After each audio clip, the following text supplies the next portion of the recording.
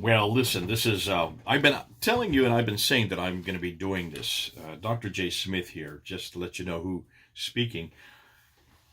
Over the last few months, I have been going through on Fander Films many of the coins, looking at the sequence of coins in the 7th century.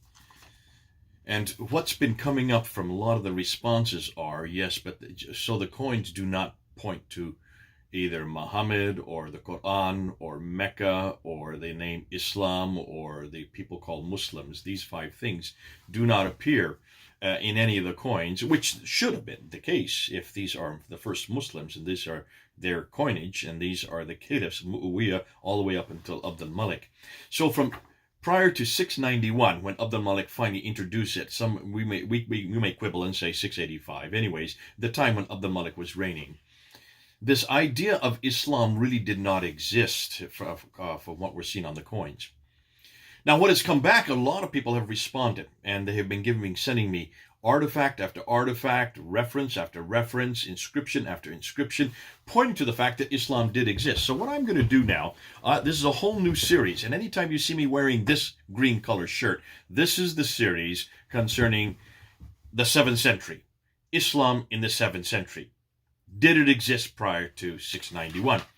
And I'm going to be going through every one of those claims by you readers and also by Muslims that I've heard, and I've been hearing it for years, that Muhammad was born in 570, we started receiving revelations in 610, was living in Mecca, and these revelations that he received came to him in Mecca from 610 to 622, moved to Medina, and from Medina, there in Medina from 622 to 632, the last 10 years of his life, he then received these Medinan revelations, which is the first part of the Quran.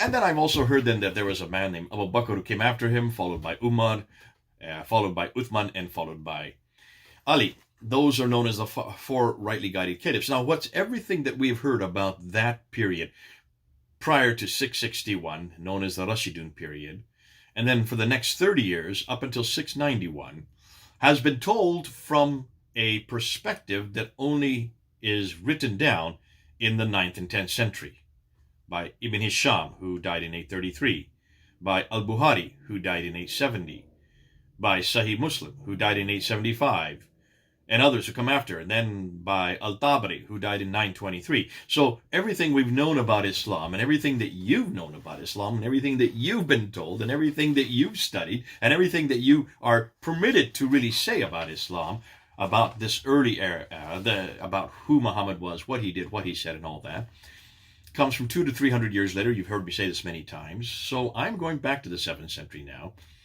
and I'm going back to disprove all of those references. See, up till now, what's been fascinating, whenever we have said that Islam did not exist that early, nor did Muhammad do what he did or say what he said, we've always been told that you're only arguing from silence. This is an argument from silence. And as everybody knows who's from a historical field, argument from silence are the most difficult to prove because you're just speaking in a vacuum. You don't really know. You're just assuming. It's a hypothesis, nothing more than that. It's silent.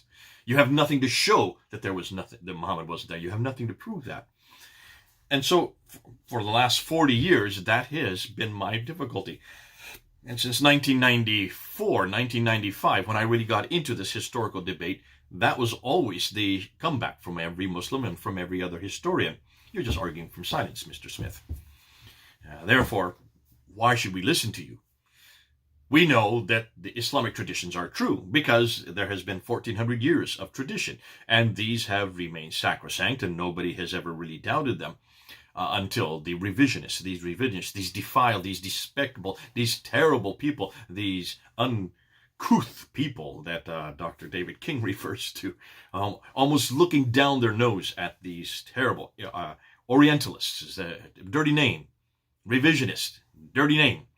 And I'm both an Orientalist and a revisionist and an Islamophobe and a Muslim hater. And those are the names I'm given all the time because I would dare question the possibility that maybe everything from the 9th and 10th century, maybe everything they're talking about could be suspect.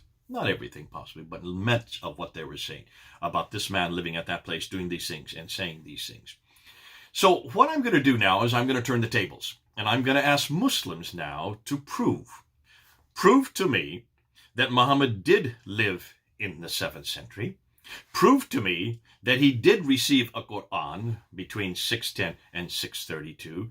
You prove to me that there were the things that he said, he actually said, the things he did, he actually did, that he lived in a place called Mecca, that there was even a place called Mecca in 610 and 6 to 622 when he moved up to Medina. Prove to me that he referred to himself as a Muslim and that there was a religion called Islam. That's all I'm asking, those 5 things.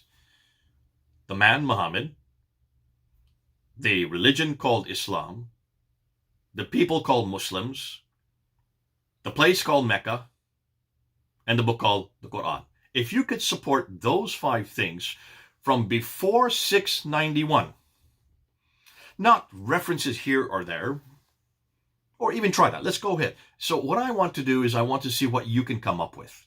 I want to see if you're not arguing from silence, because I'm assuming that you are arguing from silence, that you're not going to be able to support Muhammad or Mecca or the Quran or people called Muslims or the religion Islam from the 7th century prior to 691. So everything that you can find to support your narrative, send me. Now, some of them I've already got, and I'm going to be going through them. And this is going to be the introduction. Every day I'm going to put up something new. I'm going to try to do this every day. I may not be able to get to it every day because of my other commitments that I have. I have other deadlines that I have to do. But I'm going to try to take each one of your claims. I've already got a few here. I've got 9 pages of already claims that have been made. And I'm going to debunk every one of them using historical evidence.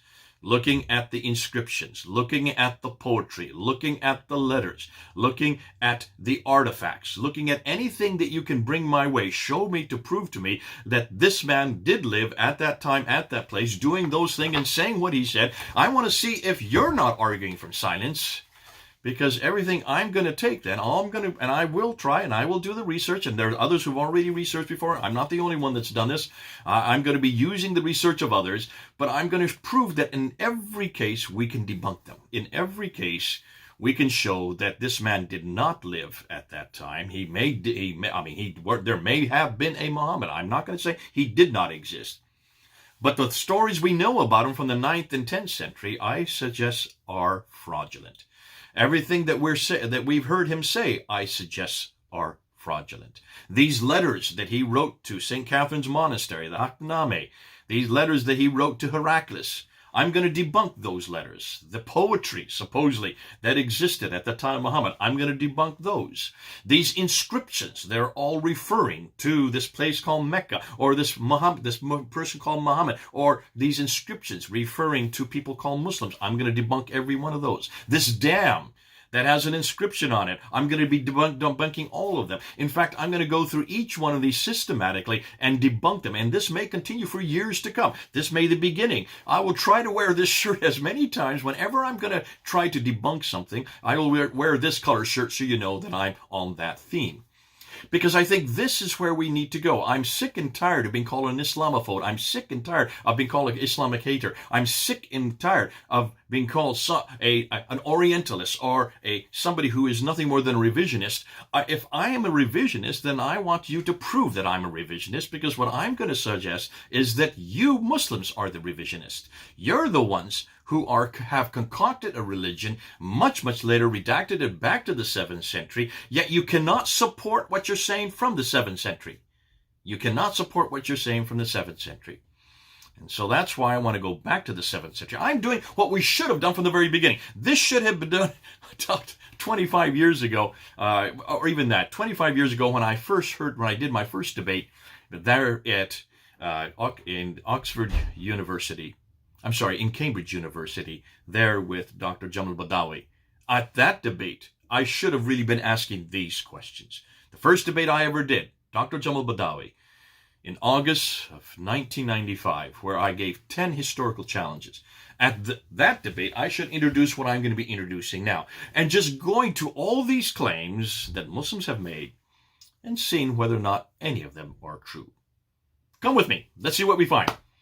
And it could be that I may prove myself wrong. It could be that I may find out that there is a man named Muhammad who did live between 570 and 632, who did live in a place called Mecca, who did move up to Medina in 622, who did receive a Quran between 610 and 632, who did call himself a Muslim, and who was the first to really inaugurate the religion called Islam. I may have to eat my own words. I don't think I will. So come with me. Let's do this walk together. Let's discover this together, and let's see what we find. Okay, this is Jay here in April. Well, today is April the 19th of 2020. Let's see how much of Islam we can debunk. This is Jay then. Over and out.